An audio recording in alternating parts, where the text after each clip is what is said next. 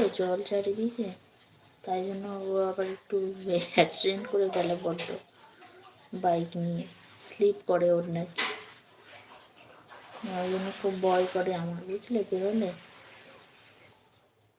তাই আর বেলাও হয়ে গেছে, স্নান করেনি, কিছু করেনি।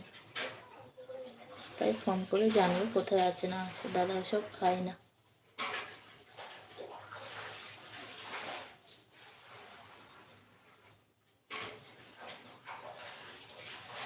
ঠিক আছে, ভুল করলাম। সে তো একসময় ভাবো, তোমরা কি বলো তো, ভাবো যে ছেলে মানেই খাচ্ছে,